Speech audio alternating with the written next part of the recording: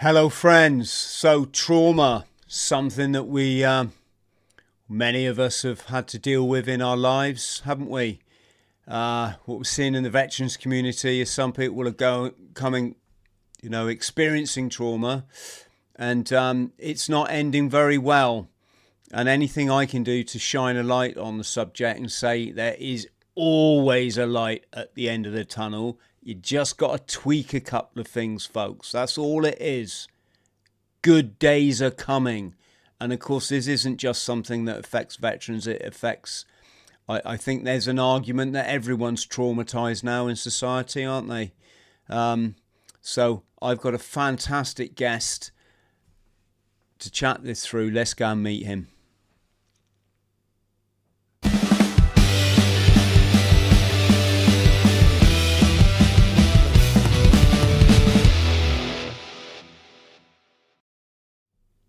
Boom. Rich, how you doing, brother?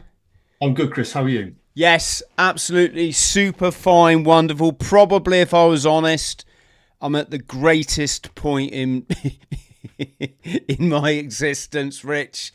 You know, again, I'll just reiterate what I said at the beginning. I was in the old proverbial dark place, wasn't I?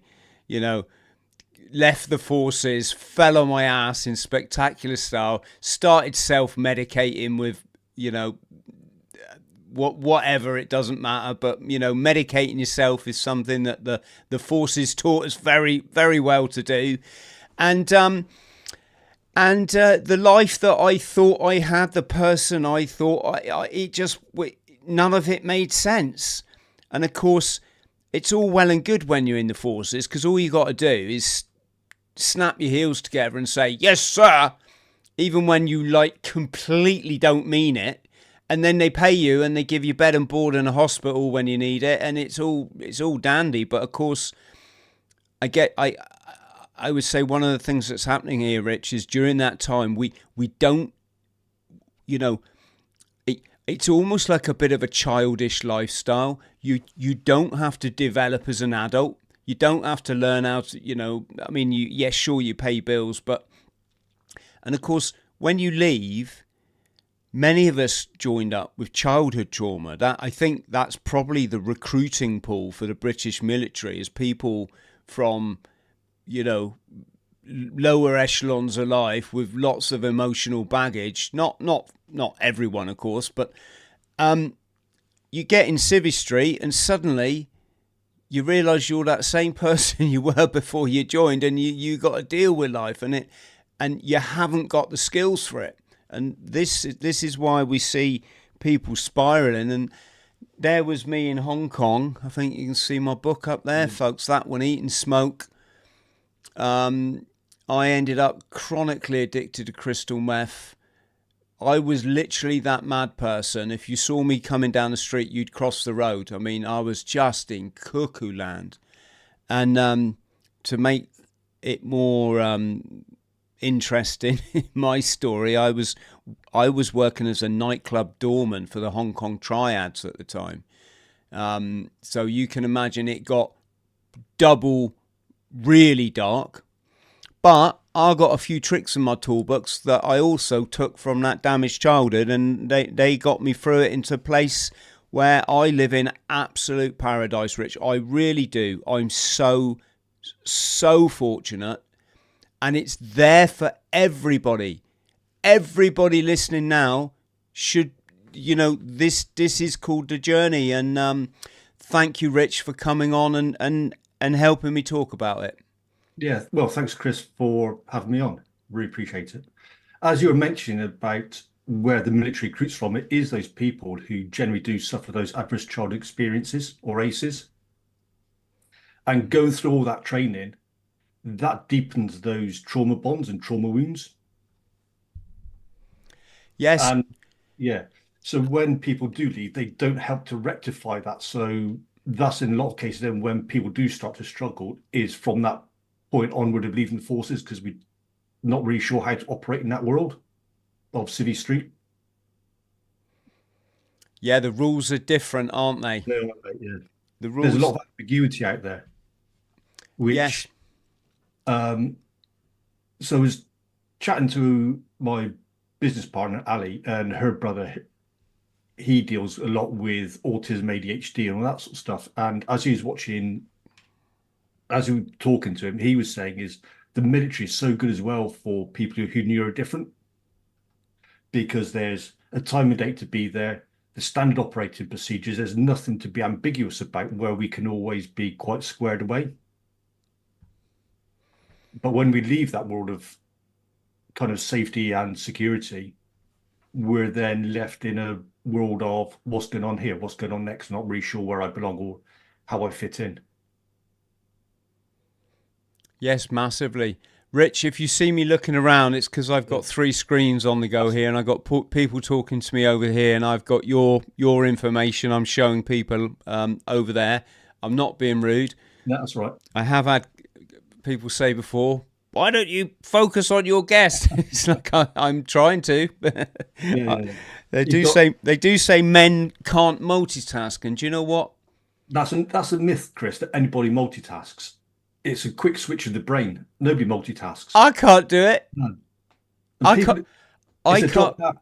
It's a half-assed job, Chris. I can't even talk on the phone, and Mhm. someone tries to tell me something. I'm like, shut Yeah, up, shut up. I'm on the. I can't. I yeah. can't focus on. Just One thing at a time. yes, Yeah. yes. So, first off, can I just give a shout out to Finn? Finn's in the chat there. Finn, thank you so much for your generous donation, which you sent to our PayPal. Really incredible. And also, while I'm on the subject, Paul and Haley, there's a signed copy of my first memoir on its way to you. I literally got your Christmas present yesterday, and I was just blown away by your generosity. Thank you so, so much for supporting the channel, guys. So, Rich, sorry. Yes. So you served with the Royal Corps of Signals, and before that, the Grenadier Guards. That's right, Chris. Yeah.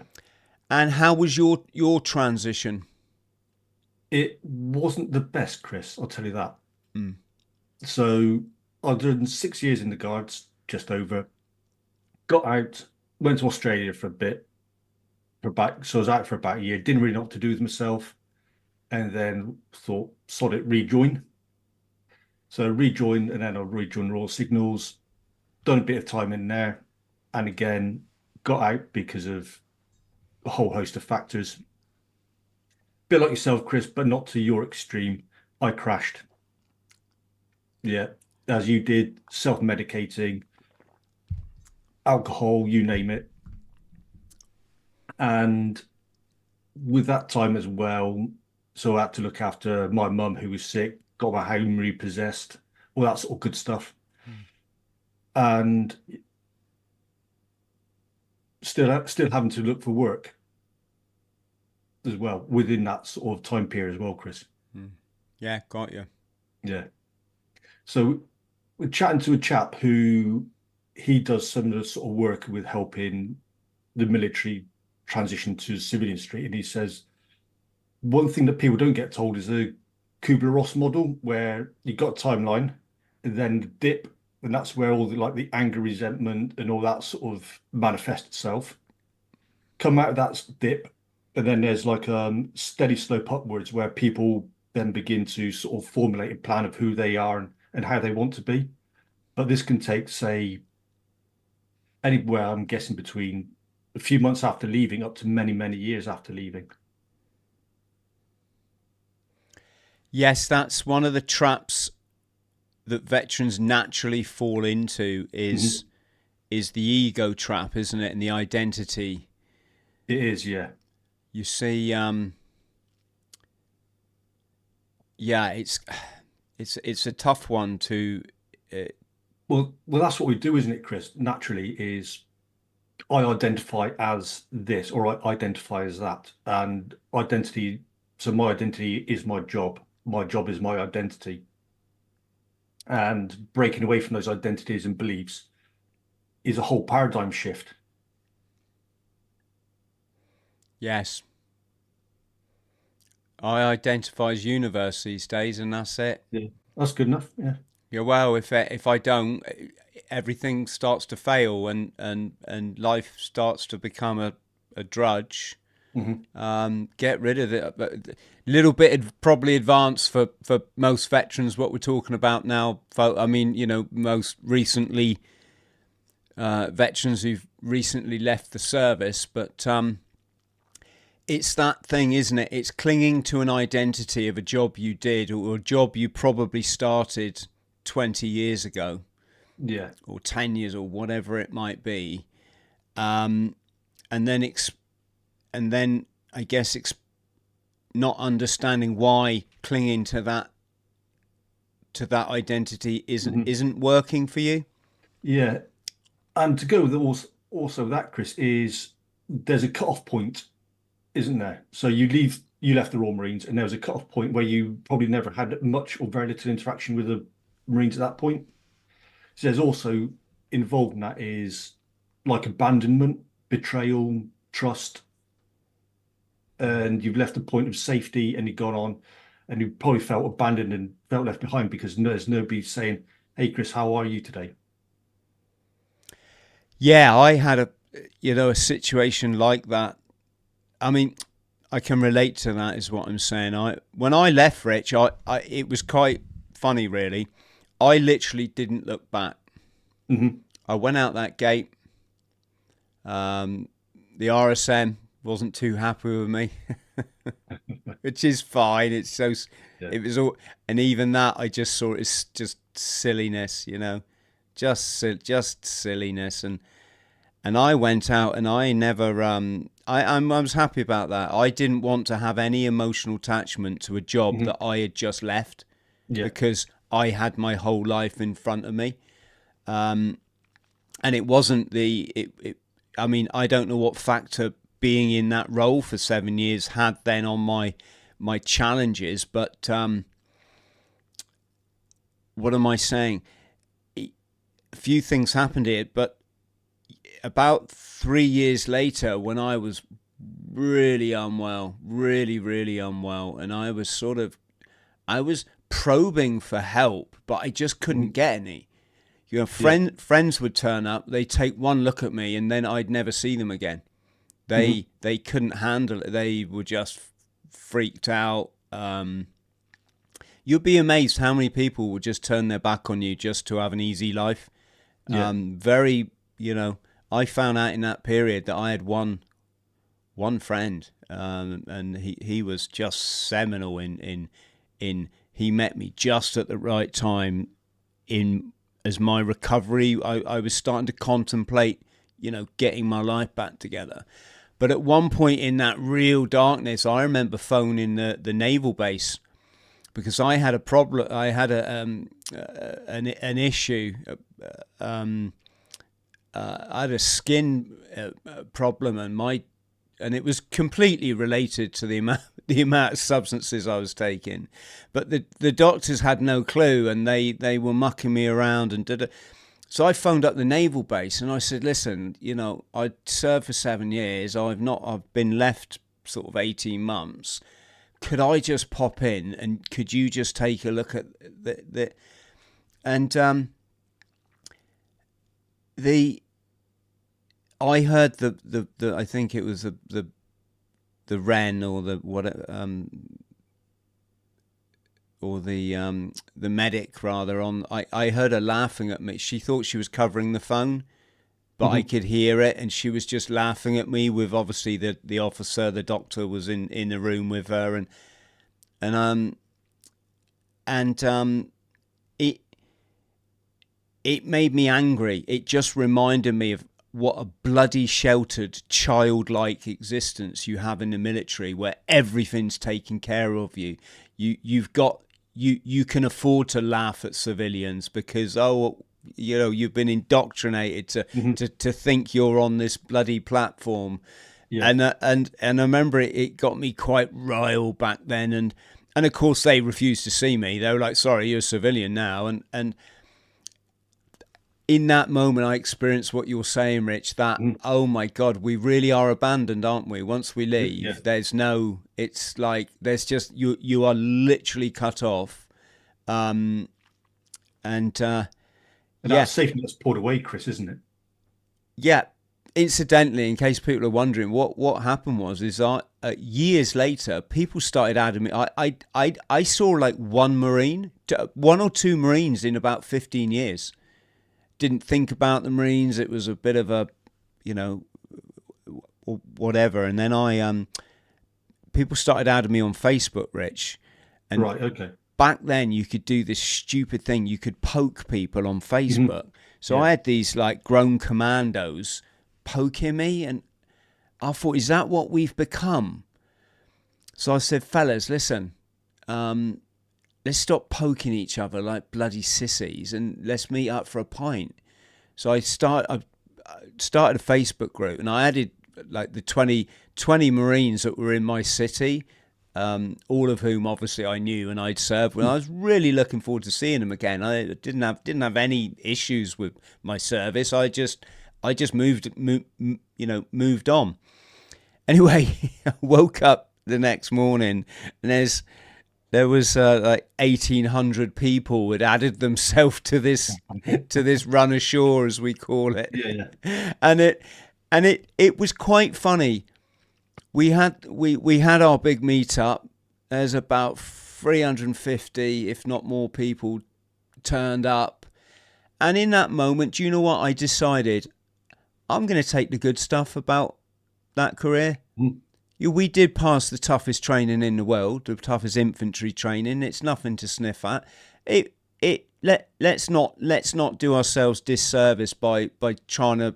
Well, I wasn't trying to forget. I just didn't think about it, and so I kind of brought a few military aspects back into it, which led up to me starting this podcast. And if I were honest, I flash my green berry around more because people are so fascinated with the forces now, that it means I don't have to sit in this chair watching my subscribers disappear. Rich, one step. Could you just talk to the camera? I've got someone at the door. That's all right, Chris. ACEs is all about, say, like neglect, abuse, whatever form that may take. And neglect can be about it doesn't matter whether somebody comes from a really well-off kind of background, but the parents haven't been present. To then obviously the other side of things would be where somebody comes from quite a poor background and the parents haven't been able to provide the necessary basics for that child. So the child is then looking to the parents to provide what they aren't able to. And then this can develop into adverse, all those experiences then can build up. And then we take on certain habits and beliefs and patterns that serve us during that childhood. And from then on, we develop those patterns as adults that are not necessarily the best serving for us. So we may then turn to self-soothing, which could be taking alcohol, could be taking drugs, watching pornography, doing anything to extreme high risk taking things, which is then to soothe out those traumas without actually dealing with them or helping to resolve them in some way, or should say in a more of a positive way. So that positive aspect could be ways of, say, doing meditation, mindfulness, getting some form of therapy, whether that is through the alternatives, say like hypnotherapy, integral eye movement therapy, or you can go to using a psychiatrist with cognitive behavioral therapy, that kind of thing as well. Hey, look at what a great show I've got. The guest comes on and he has to host it. That's right, Chris. You can, yeah. Yes. So I just caught the end of that. Rich, let's get down to brass tacks. And when I talk about trauma, obviously we're not just talking about service personnel. No. They're just people that are prone to it or have most likely experienced it. Would you agree with me? most veterans I meet that are struggling, most of them didn't even see active service, or if they did, they didn't see a shot fired in anger. That is not the source of their PTSD, or PTS as it's starting to be referred to. It's the fact that we all got battered as bloody kids in one way or another, and suffered serious deep down psychological damage, which is incredibly hard to, well, I would say it's impossible to eradicate, but it's incredibly hard to ameliorate the sort of symptoms of it. It's taken me a while. Would you concur? I would, Chris. If you're looking at it now, is what, say 10-15% of all the forces is infantry, isn't it? And the rest is in support of that infantry and doing that infantry job of doing all the war fighting. Yes. But it may be worse for people who are back in the FOB or a main base and they get hit by an artillery strike or something. Because they're not experiencing that on a day-to-day basis, that may be quote unquote worse for them. But yeah, I think you're right, Chris. And also another thing that I always feel should be mentioned is experiencing trauma as an adult. Although it can be not very nice, you're an adult, you have the faculties to be able to deal with it, even if it might be awful at the time.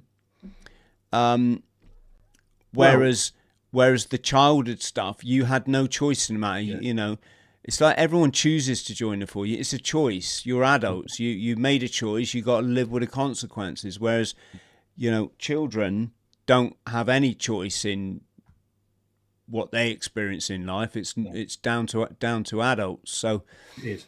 That goes for any event, Chris. Is neutral, isn't it? So a pat on the back saying, "Well done, you've done a good job there." That's neutral. Being involved in a car crash again, it's neutral. It might be horrific, it might be really bad, but it's a neutral event. It's your interpretation of what happens in afterwards of that event, and that's where the trauma comes in, if it does come in at all. We've got a guest in the studio. Hello. This has been the craziest podcast I've ever done. Got a blooming a kitten in it, and you've got guests coming on. Yeah, and my guest is hosting the show. Yeah. So yeah, I agree with you, Chris. It stems back from childhood, and it's all those beliefs, all those narratives that have been forced into you by parents, school teachers, peer groups. So people may think when a teacher comes up and goes, "Well, you're no good at drawing, are you?" They have a belief then they mean growing up through their life they're no good at doing art, or what they expect. What's an art teacher expecting? Michelangelo. Yeah, exactly. And any art is art, so it's all awesome, and beauty's in the eye of the beholder. Yeah, I got that. I did some really great art at school, but at the time it all got failed. I did pottery. And I came up with this unique style of using slabs instead of, you know, the potter's wheel. And anyway, it wasn't until I got to Hong Kong and I was off me nut one night that I started drawing, and I realised it's actually, I wouldn't say I was brilliant at it, but I could do it. And then lo and behold, I become an international writer. So all the stuff they tell you're rubbish at school, it's not. It's just that they're no good. They don't know how to instill confidence and love in you. Well, it's encouraging that growth, isn't it, Chris? And that's not being done. Exactly. Don't get me started on the education system. I think everything's controlled, Rich. All of it. It's all been taken over by, you know, the network of darkness, and they love it. They don't want kids to succeed. They want them doing sort of tick box exercises that fragments their minds and compartmentalizes certain things. And basically, I think it's all about keeping people in the left brain. So they're programmable for the matrix. But let's talk about solutions, because we all, many people watching now, or probably most people, if you've clicked on the thumbnail, it is either got some experience of the transition, leaving the military, or in life, or trauma.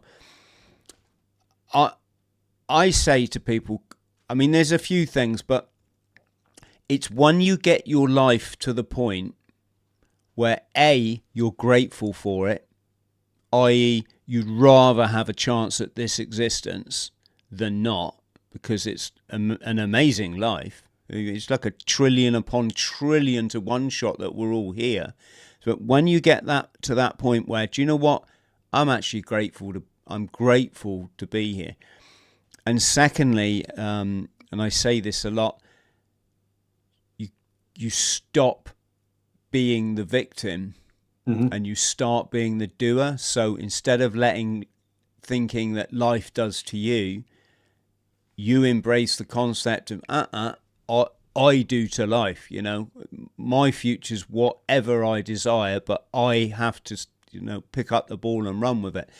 I would say those two things were that was the moment where my life changed, and I really felt the light come into my life. I just physically, I just knew my problems were over.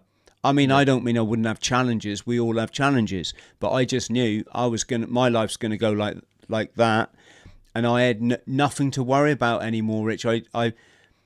I really felt the light kind of come into me. I'm not being religious enough. I mean, physically, literally, I felt like the bloody Ready Brett kid, with that glow, and I just knew, hang on, I don't have to compare myself to anyone. I don't have to strive for some sort of career. All I got to do is be me, be grateful for it.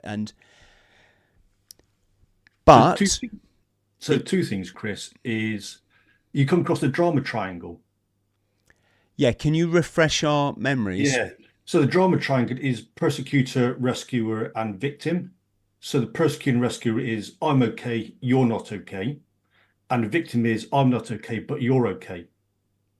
We can move between different levels of that within that triangle. But where we ideally want to be is in the karma triangle, which is action, feedback, and outcome. So what action will I take to get this outcome I want? And then feedback is, did I do this well? How will I do this? And what went well as well? And so then we do our best to stay in that karma triangle rather than being a drama triangle. That just sounds brilliant. How do people take to it though? Because I mean, just again to use my example, I had to, the proverbial rock bottom. I hit that, and then I smashed through about 25 floors below, and and life had become too painful, Rich. It was too painful. It wasn't working. All this, self-medicating, it was making me. And when you get to the point where you feel you've lost everything, then all you can do is look yourself in the mirror and say, I've just got to I've got to change. This is not, I'm not kidding anyone, and I'm not feeling good. But how do other people get to that point? Because it's all right saying, hey, be grateful, don't be the victim. But it took me this process to get there. And I think that's with a lot of people, isn't it, Chris? It is that self-reflection part of going, what's going right with my life? What's going wrong with my life? And what areas do I want to keep and what areas don't I want to keep? Yes. And do people, in your experience, when do people contact you, for example, for your services? Is it when they're ready to change, or do they get referred because they're referred by their family because they're in such a mess? It's when the best results are when people are ready to change, because if they're on that threshold point, Chris, there's no other point. People have, say, for argument's sake, is somebody's fed up with their husband smoking, and they say, right, I want you to go and see this chap to stop smoking, but that person themselves isn't ready for that change. somebody has to be at threshold for that change to go, yeah, well, I'm here now, I'm ready, and I need to process this because it's no longer serving me or my family and the community around me at large. Yes. You get resistance though, don't you? You get people that Yeah, are still trying to kid themselves that their behaviour's okay.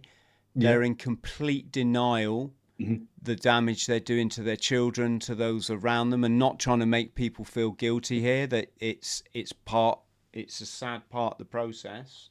Yeah. Are you familiar? I mean, at that point, when I was a substance misuse specialist, bloody hell, look, we got Rambo in the studio. No, don't you dare. No, no, off the map. Off the map. Only Robbie Williams is allowed to climb up there. Is this got to be the almost chaotic podcast so far, Chris, isn't it? Yeah, we used to employ something called I can't remember it wasn't motivate. I think they called it motivational interviewing, but we would say to our client, so one sec, Rich. Yeah. Come here, Moggy. Oh.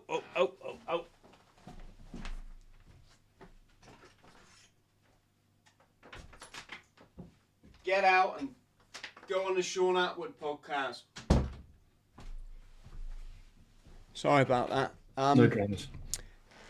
Yeah, we'd get motivational. So you'd say to your client, so why have you come to the clinic today?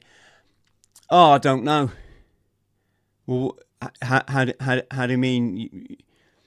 Have you got drug issues, alcohol? No. Oh, so why are you here then? Oh, it's like my family wanted me to come. Okay. So your family think that you've got drug or alcohol? Well, yeah.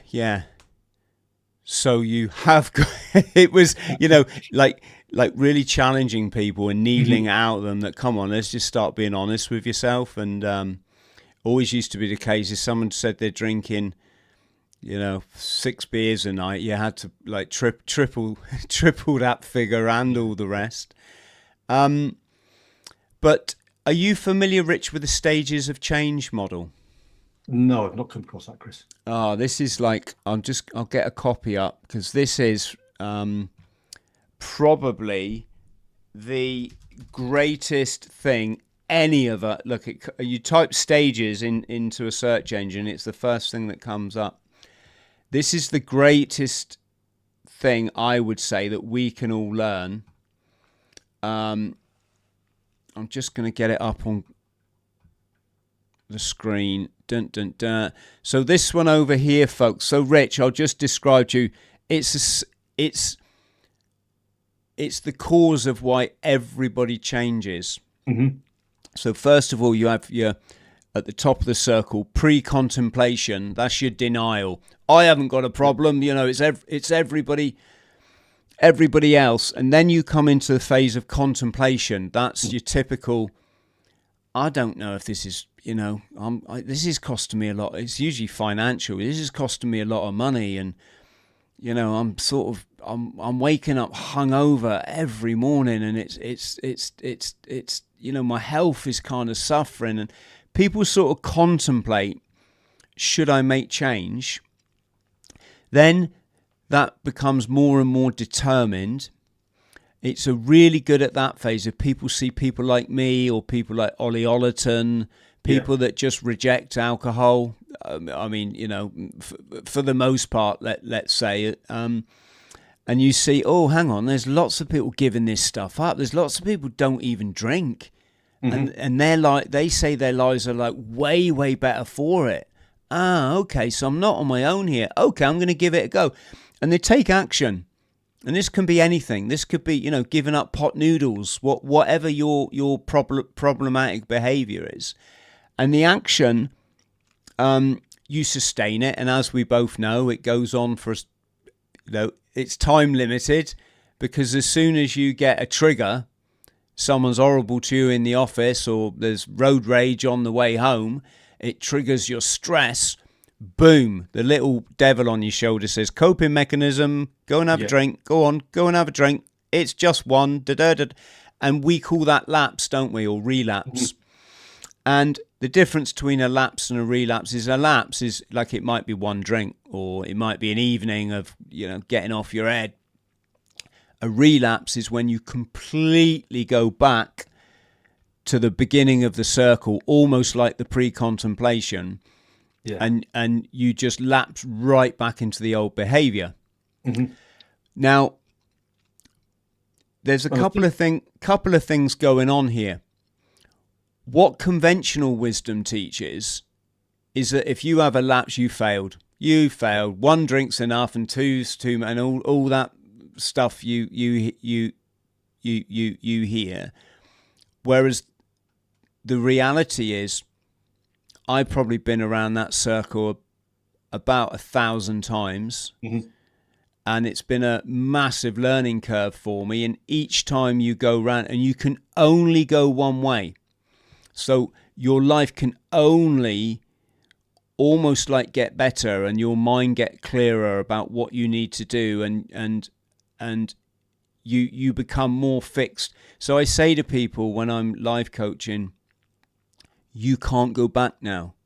You can never go back to being a regular drinker, because every time you got that drink in your hand, you're going to go, oh, I said I wasn't going to do this, didn't I? I know why I'm not doing it, because it makes me argue with the missus, be horrible around the kids, lose me jobs, spend all my money, get very ill within my... I said, you can never like take that back out the person, Rich, So that's the cycle of change. It's an absolutely brilliant way to understand why all human beings change. Yeah. And as you were saying, Chris, it's a marathon, not a sprint. And if you have that trip over on a marathon, you ain't going to go back to the start line and begin that race again, are you? You're going to pick yourself up from that point and then move forward. Yeah, exactly. And if you fall over in a marathon, you've got to try and like elbow Jimmy Savile out of the way. Sorry, my mind was wandering then. Now I'm really confused. Yes. So we're talking what works, weren't we? We're talking about what works. What do we say then, Rich, to people out there now that are watching this and they're struggling in some area of their life and they're on the booze. They know it's not right. I mean, when you go to the supermarket every night of the week, there's kind of a little clue there that this behaviour is not conducive to good health. Especially if they know your name as well. In the super. Yeah. Hi, Bob. How you doing? Back again. Mate, I almost had my own aisle. I had my own shopping basket with my own name, or I make that a shopping trolley. What do we say to what are we saying to people? Self-reflection, isn't it, Chris? I think. So one thing that people can do for themselves is say starting tomorrow, you can find one thing you like about yourself. Then day after, two things you like about yourself. Day three things you like about yourself. Day four things you like about yourself, and day five things you like about yourself. Then you may then change that to one thing I enjoy about myself,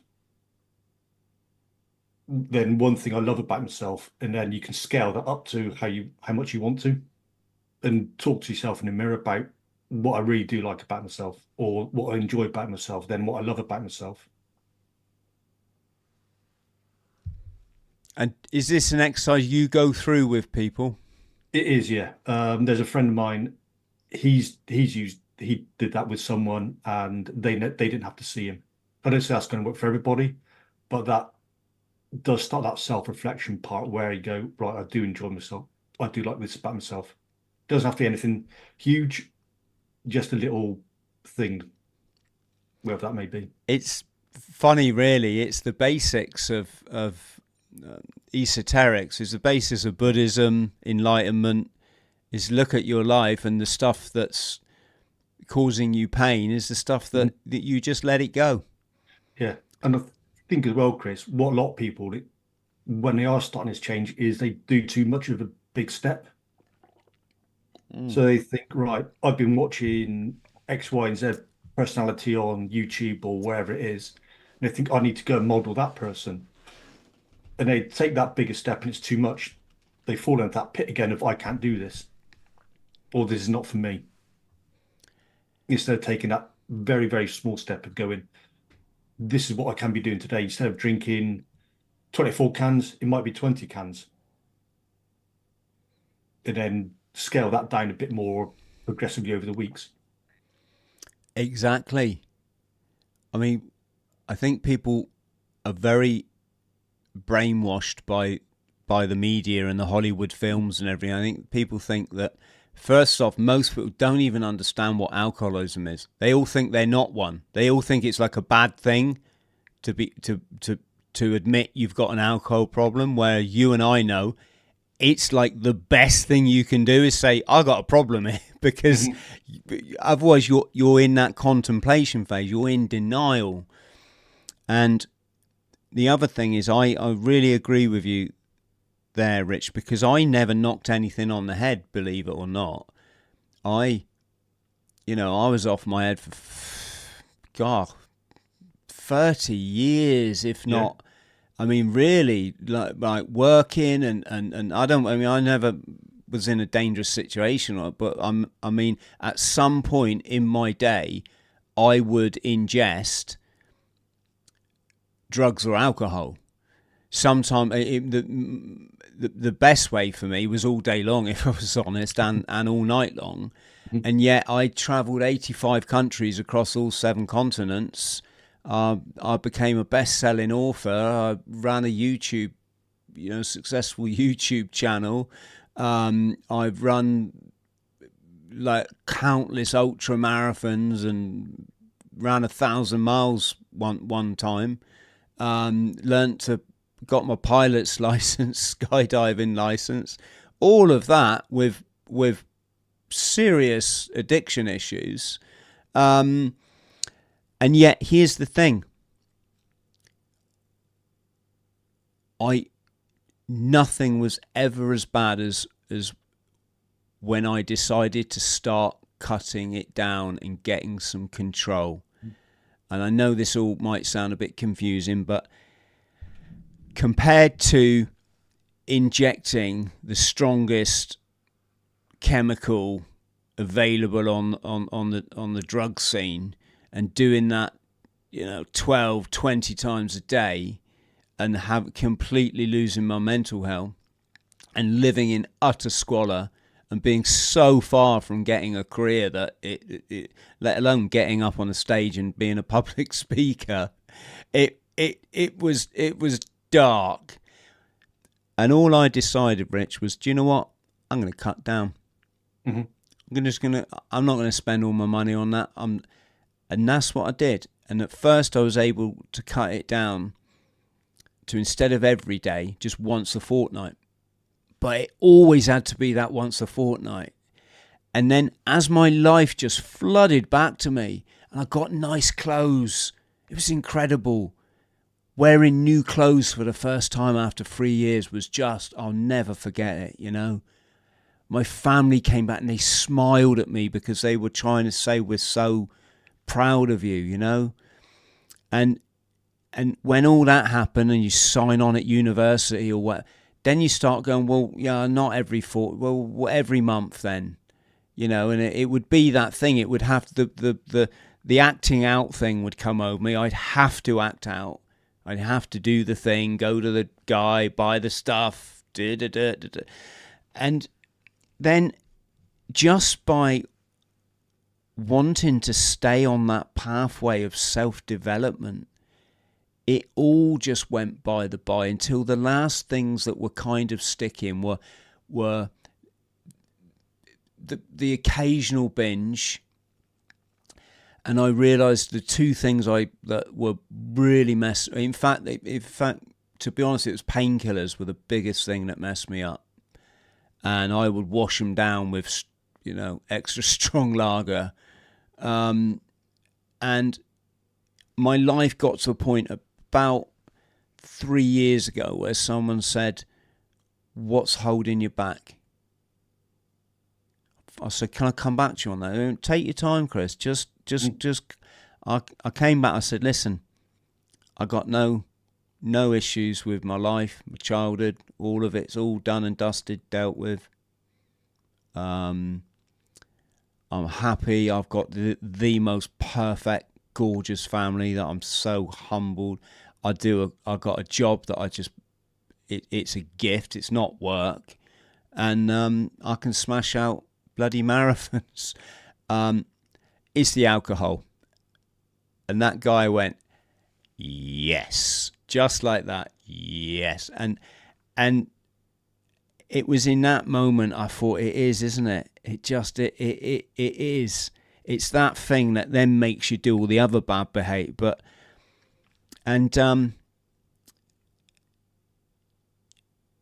What can I say? In that process of self-development, which started in 1998, so what's that, 26 years ago? I've now got to the point where I live in paradise, Rich, Yeah. I live in paradise, and I don't want for nothing. I don't ask for nothing. I don't judge people. It's great. And so I just say to echo Rich's words, friends, if you're struggling, just little by little. That's all you got to do. Little by little. Just keep working. It's not going to happen in a day. Won't happen in a week. Unlikely to happen in a month, unless you join, certain groups and stuff that force it upon you, which is fine if you're a parent and your life's massively out of control and people are going to get hurt. But one of the worst things, Chris, is to go cold turkey on alcohol, isn't it? It kills more people that way. Yeah, if you've got a serious alcohol problem, you've got to cut down on it gently. But by serious, and obviously everyone's different. You've got to see your GP about this, folks. Don't take it from me. But when I was a substance misuse specialist, in fact, you should see a substance misuse specialist, a practicing one. But you could get people that were on sort of 12 cans of Stella a day, and they could just go, nah. I think it's when you're sort of been on the spirits for doesn't even have to be months or years, but when you get to a high level of that, I think your body has to adapt to it, doesn't it? And when you take it away, you can, there's the risk of dying. So go steady. Yes. Can we talk about some good luck stories, Rich? What because you must get people from, I'm guessing, colonels and commandants down to It's mostly worked with the lower ranks, as you might say, the other ranks. Yeah, because they can afford to bloody go private, can't they? Potentially, yeah. But that doesn't mean all those more senior ranks that aren't suffering, because they are. It's just that recognition of where they do fit into that scale of things and who they can go to, who they can afford to get to as well. Yes, and sorry, go on. Yeah, sorry. I think a lot of this or part of it is that the suffering or dealing with it is lack of that kind of education attainment, that community network they may not have, that kind of thing. So the less community you have around you, the less support you've got. And less support you have, the more likely you are to fall into something, to find maybe that support group. And then education does help with being able to secure a better job potentially, which then leads to maybe thinking of, I've got more of a secure future rather than going from temporary job, contracting, whatever that is, what that looks like, there's not that security, is there?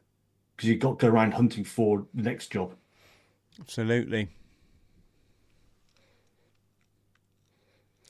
Rich, did you experience a bit of a battle when you left? I'm guessing that you did. Yeah, absolutely, Chris. That would probably about 18 months after I left. It's important, isn't it, for especially because servicemen are notoriously bloody stubborn and brainwashed into thinking that they're all macho and all this stuff, when really, if you look at their behaviour, it's not pretty. Yeah, I did say at the beginning, Chris. So after I left the second time, then it was, what am I doing? I've been kind of like promised work offshore that never materialized, gone through the course that this chap had suggested. Then, as you mentioned earlier, it's just turned into what you know best, Chris, and that's alcohol, isn't it? Yes. Yeah, just go down there, buy the aisle up of your local supermarket, and just drink that away, piss it down the pan. Yeah. And Rich, sorry, I'm just trying to adjust my screen while I'm talking to you. What was it that worked for you? What was the change point in your life? Um, that's when somebody so I applied for a job, and that's when somebody took a belief on me because if I remember rightly, some applied in that period from about 2013 to 2016 was something like 2,000 jobs, all rejected pretty much, and all going, yeah, you're not wanted here anymore. Cheerio, goodbye. So then when that chap did take me on, there was that kind of brought belief back in, being able to, I am a functioning kind of person within the society now. So that then started giving me the self-belief of I can improve and I can get better. And I then went on doing an NLP course. So that's your neuro-linguistical programming course. And then again, that helped. And I use that every day, mate, you know? yeah, And yeah. I'm terrible. I pick people up when I hate people using sissy, faffy language, you know? Mhm. I hate people that, it's like I've had people on the podcast says, Chris, I'm a military brat. I'm like, stop that. Stop Yeah. labeling yourself in the negative. Oh, I never thought of it. And it's like, yeah, it's to think about. It's all programming. Well, that's going back to belief and identity, isn't it? Yeah. I am this, I know I am that. Yeah, belief and identity, and Yeah. it comes from other people, doesn't it? Mhm. What happens is you get these poor military kids that have moved from pillar to post all the Yeah. time, sometimes, you know, lived around the world in about 5 different places, all having to try and fit into a strange environment, possibly learn a new language, fit in with different culture, or get bullied at school, always feeling the odd one out. And off the back of their problematic behavior, which is just a representation of where they are in their head, Mhm. they then get labeled a problem child. So they say, oh, I'm a military brat. And they'll grow up to adulthood still using that moniker. Mhm.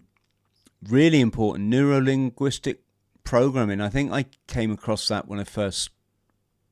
Yeah, that was started off by Richard Bandler and John Grinder and um, chap Frank Puslik Yeah, I think in like the 60s. Tony Yeah. Robbins was. Yeah, he got taught by John Grinder. Oh, really? Yeah, so he he then renamed it whatever Tony Robbins renamed it as. Yeah, got you. Got you. I got a picture of me and Tony here somewhere. Let Oh me yeah. see if I can. Dun, dun. Yeah, I don't know if you're aware, but the pad brats, they call themselves dandelions because they, when the dandelions go to seed, they just float around everywhere until they find a place. Oh, okay. Yeah. That's a yeah. That's is that a good analogy or an accurate analogy? I think that's pretty accurate, Chris. Yes. Yeah. Yes, exactly. Exactly. So, Rich, let's just bring this to a close now, because I'll try and keep this short so more people will watch it. So let's just bang out some advice, some solid advice for people that works. I'll go first. Like, be honest with yourself, folks. Mm-hmm. If you can't be honest that you've got a problem in any area of life, you can't fix it. When you're looking at change, take your time. Don't rush. It's a marathon, not a sprint. And if you do slip up, start off where you fell over and carry on. Remember, you're a massive legend. Unfortunately, we've all been conditioned in life not to tell people that. We think there's something wrong with celebrating divinity. We're not. We're all a manifestation of this beautiful universe. And don't ever forget, you're massively beautiful. You're hugely loved. And there's so many of us out there. We know, we get what you're going through. You're not on your own, even though it can seem like it at the time. Find a group of people who are supportive of where you're going to. So if you need to, build your own community to build that resilience for yourself and them. Then that community just grow, like what Chris has proved. Be cautious who you talk to. Whether that's someone in the medical profession or somebody that you know or an acquaintance. Not everybody gets this, folks. It helps to talk to someone who's a professional, because they know this. Your friends, family, albeit well-meaning, all they're going to say to you is, "You got to give up that shit. Just give up that shit." It's really not helpful, and it upsets them, and it isolates you. And as I think we've ascertained in this podcast, change don't happen overnight. They've just been watching too many Hollywood movies, and they're not trained professionals. So unless you've got an absolute diamond of a friend that just sits there and listens to you, and all they feed back to you is love and reassurance and support, then they're not the right person to be talking to. Book yourself in with someone like Rich, or you can come and have a chat with me.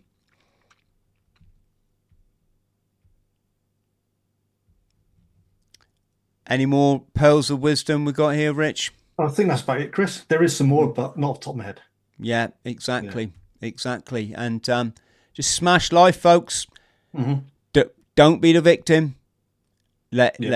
Don't just say, right, from today, I'm turning every negative, everyone religiously, into a positive. You know? If someone smashed the hell out of you last week, as horrible as that is, just say, do you know what? I'm going to learn by this. A, I don't want to be around that person. He's got his own issues, isn't he, or she? But B, shows you empathy, doesn't it? Shows you the person you don't want to be. Allows you to experience the hardships that many of us go through in our life. And that's where you build empathy. And empathy builds connection, and connection connects you to everything. And it's means you're on the journey. Don't let the bastards grind you down, Chris. Yes, that's it. Yeah. Yes, don't let them grind you down, and don't believe the hype. Rich, thank you, and thank you for letting me talk as well, because this is I think between us we kind of covered it all. Give some shout outs then. So I've been showing your I've been showing your YouTube channel, Rethinking Trauma and Transition. Actually, we've actually renamed that, Chris, to What Makes the Difference. So that's in line with our community interest company. Okay, that's whatmakesthedifference.org. Is that right? Yeah, that's correct, Chris. So that's in line with our non-profit that's working with military families and first response families. So then we can be proactive in helping them out rather than being reactive, rather than like 5 years down the road when shit hits the fan, as it were. Got you. I've put all Rich's links below, folks. So if you would like to get in contact, just have a look in the description box. On a totally different topic, Rich, is it Stephen Fry that's come out and said the guards have got to get rid of their bear skins? Yeah, I believe so, Chris. I don't really follow mainstream media that much, but from watching a few other people, he has. Then there was an episode on QI years ago where he was taking a piss, or they were taking a piss out of the bear skin, saying how ridiculous it looked, because they did try and use synthetics back then, but I think it was to do with the static. It kept them going up in the air. The static. So natural bear skin, which black bears are cold anyway, so they may as well get a source of from the Canadians who are culling the bears, which is part of the life cycle of. Yeah, I mean, well, they eat them, don't they? Yeah, exactly. They eat them, and apparently quite tasty as well. Yeah, well, I stayed in Canada with friends one time, many years back. I was a young Marine at the time, and I've got a photo of it. One of the guys that I got to know over there, he had 2 bear skins on his wall, and folks, don't listen now if you're an animal lover. I'm not going to be grotesque, but basically he'd been out hunting one day, and like the little bloody baby bear had walked out the forest, so I'm not going to say it, but you know, and then he said, oh, and then the mother bear walked out behind it, so I bagged that one as well. And people and their egos, mate, are very busy. I can't think of anything I'd least want is the skin of 2 innocents on my wall. But like you say, they eat, you know, it's all edible. So who am I to judge, you know? I think what people don't realize is humans are part of the cycle of nature. And we obviously go back in the days of savannah, all that hunting, killing was natural part of life anyway. Yeah, we're in a funny place, aren't we? We think we sort of think we're above nature, and yes, crazy. Right, can I just say massive thank you? Our chat has been whizzing along. Some great people in the chat. Thank you to people like Kaz. You're very welcome, my friend Kaz, who's kind enough to support the channel. So folks, just a little bit promotion because I'm my own sponsor. If you would kindly consider purchasing a copy of my memoirs, they're all on Amazon, and I promise you, if you want to go on the journey, you're going to learn a lot, starting with Eat and Smoke, 40 nights, and then State of the Mind is how, with no training whatsoever, I ran the length for the United Kingdom, carrying a backpack with all my camping gear and sleeping by the side of the road. If you can do that, if you can support us on Locals, Patreon or YouTube memberships, for as little as $1.99, folks, it just helps me to continue to have wonderful chats with people like Rich. And the last thing I have to promote, you might have saw me flash it up, I am rowing across the Atlantic in December with a team of former fighting men. And we are going to, our mission is to shine a light for struggling veterans, although you can insert anyone that's struggling, really. And we're there to show you we all come from dark places, and now we all just smash life, and we do stupid things like throwing ourselves in cold water every day, and you know, we eat vegetables. We're crazy. We're crazy. But there we are. We're Oceans Elite. At Oceans Elite Row is all of our social media. It'd be great. Get on over there. Ping me a hello, and I promise you I will reply. And if you can leave a donation, just go to GoFundMe. In fact, there's a link below this video, folks. GoFundMe.com/Oceans Elite Row. And please come on the journey with us. Well, not literally, because there's probably won't be enough room in the boat, but you get what I'm saying. And I'll have to double check, Rich, won't I, that there isn't a cat on board. You will. You might need a ship's cat, Chris. Oh, there you go. Yeah, yes. Yeah. I thought I was the Marine and you were Army. Yeah. Well, actually, do you know the 3rd Battalion Grenadiers actually were Royal Marines? Oh, brilliant! Really, yeah. But back in the days of the yellow coats or something. The Dutch Wars, yeah. Yes. Back in 16, whatever it was, yeah. Blimey. Rich, listen, stay on the line just so I can say goodbye properly. But for the purposes of the recording, massive, massive thank you. Friends at home, could we please get a like and subscribe? That would be really, really kind. Look. Just make sure you subscribe to the channel, folks, because we get loads of people unsubscribed by the powers that be. And that's it. Legends, much love. Keep smiling. You're beautiful. Reach out if you're struggling and start today, because, you know, if you get your stuff squared away, might take you 20 years. Who cares? But you've probably got another 50 years to live after that. So, boom.